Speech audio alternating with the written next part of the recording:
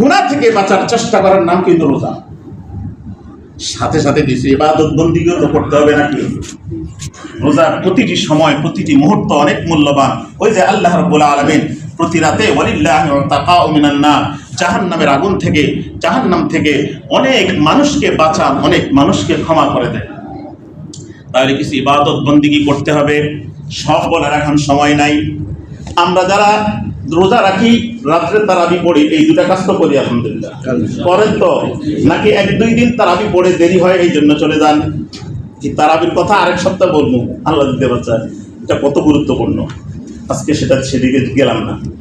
এখন আমাদের তাইলে রোজাও রাখি, নিজের দুনিয়াবি কাজও করি। আমরা সবাই চাকরি বাকরি করি, যারা ব্যবসা করে সেটাও করে, মহিলারা গৃহিণীরা তাদের সাংসারিক কাজকর্ম করে, সবই চালু থাকবে। সাথে কিছু ইবাদত বন্দিগি অতিরিক্ত করতে হবে।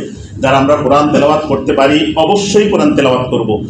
আমরা যত কঠিন ডিউটি করি না কেন, রোজার সময় আমাদের অন্তত 5টা মিনিট 10টা মিনিট আমরা মুসলমান কোরআন তেলাওয়াত করতে হবে। পারবো তো ইনশাআল্লাহ?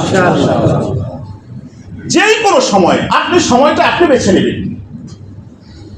যারা কোরআন তেলাওয়াত করতে পারি না, আমি সবে বড় বলছি, সবসময় বলে থাকি, কোরআন শরীফটা উজু টজু করে আসে, নিজেকে পবিত্র করে, মনকে পবিত্র করে এসে কোরআন শরীফটা খুলবেন।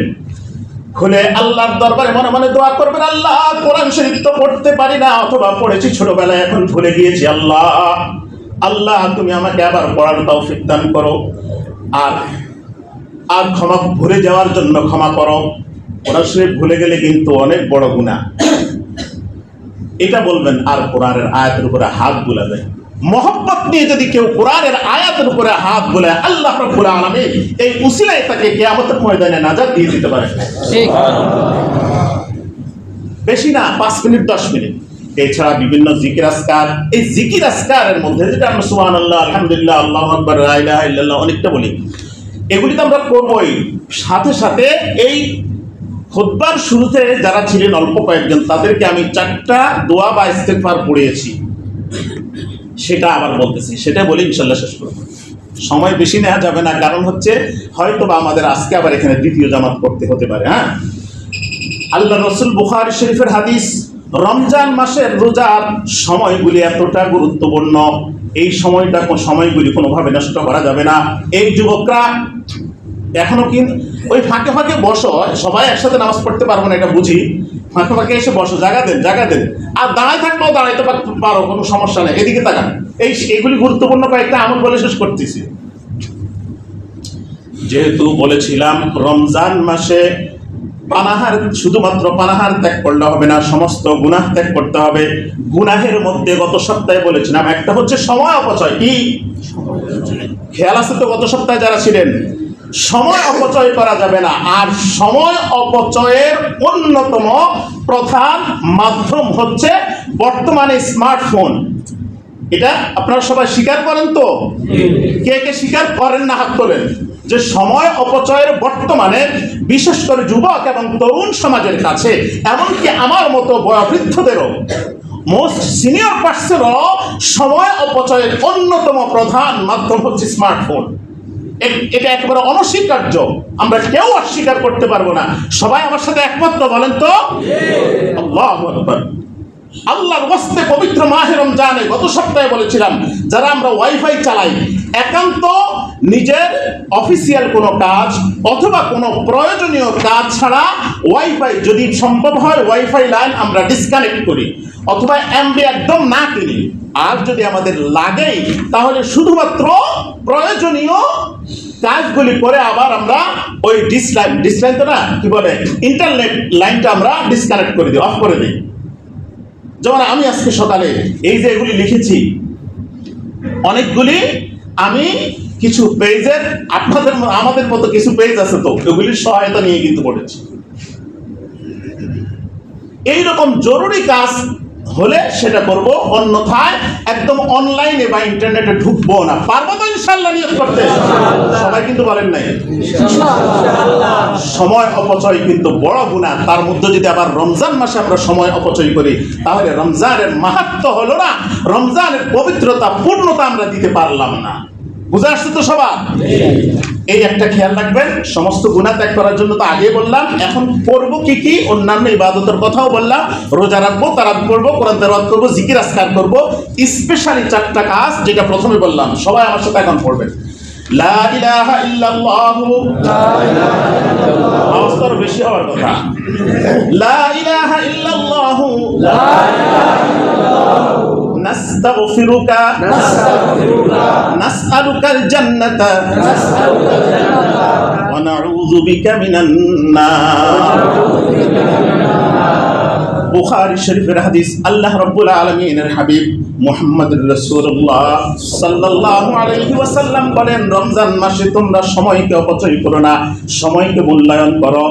এই 4টা ইবাদত বেশি বেশি করো। একদম সহজ। 1 নাম্বার বেশি বেশি করে কালিমা পড়া, যেটা 4টার মধ্যে একটা কালিমা, কিন্তু 1 নাম্বার কি বেশি বেশি কালিমা পড়া। খুব কঠিন ইবাদত না এটা? খুব কঠিন না?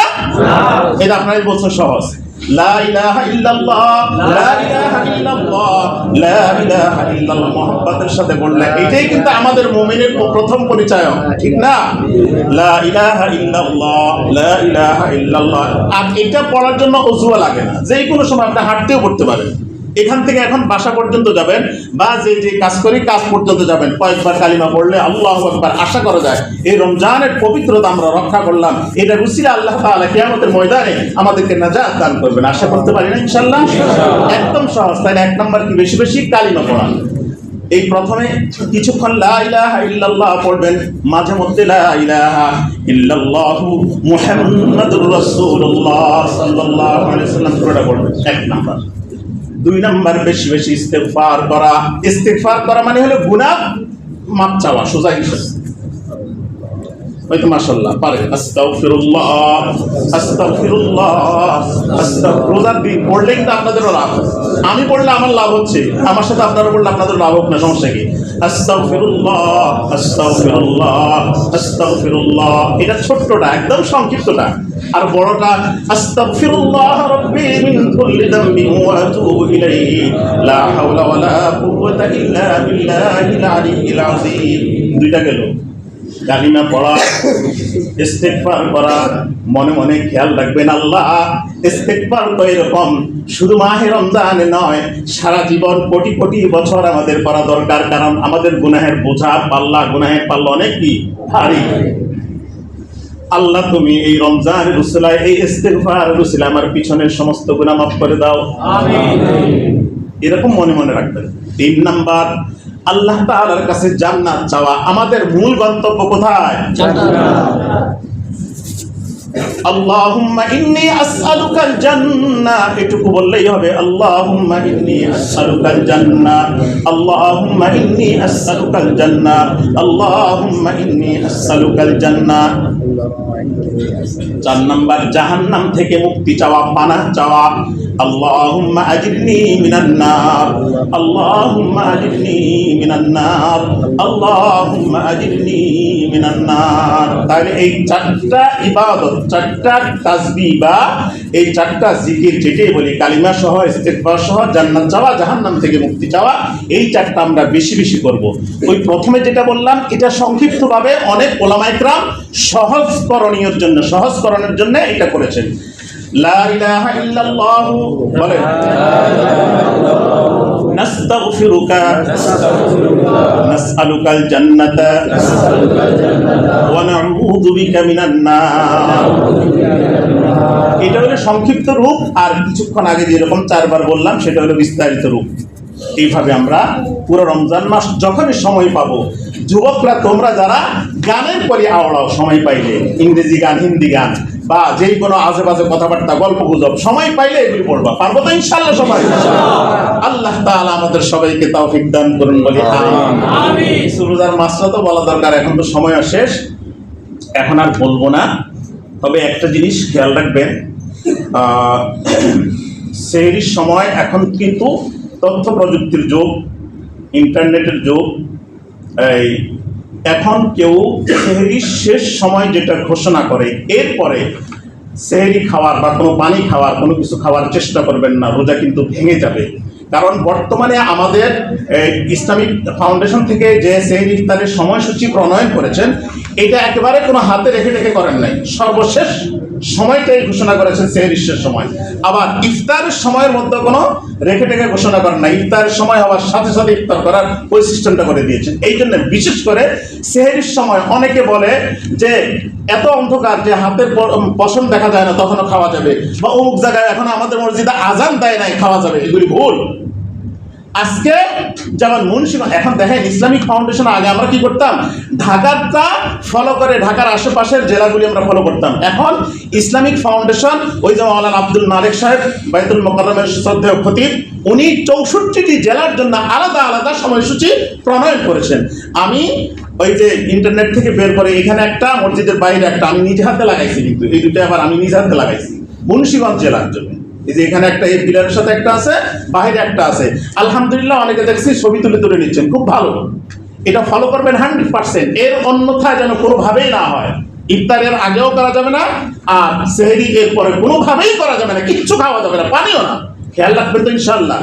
আল্লাহ আল্লাহ তোমার বান্দারা অনেক ওয়াদা করেছেন, অনেক নিয়ত করেছেন। রমজানের রোজাটা প্রত্যেক অন্যান্য রমজানের রোজার থেকে এবার অন্যরকম আলাদা, অত্যন্ত গুরুত্ব দিয়ে বিভিন্ন ধরনের গুনাহ খাতা, সময় অপচয়, অহেতুক ইন্টারনেট ইউজ থেকে নিজেরা নিজেদেরকে বাঁচিয়ে রেখে রমজানের পরিপূর্ণতা, পবিত্রতা দেওয়ার জন্য তোমার বান্দারা নিয়ত করেছেন। এই নিয়তটা তুমি পূরণ করো বলে আমিন।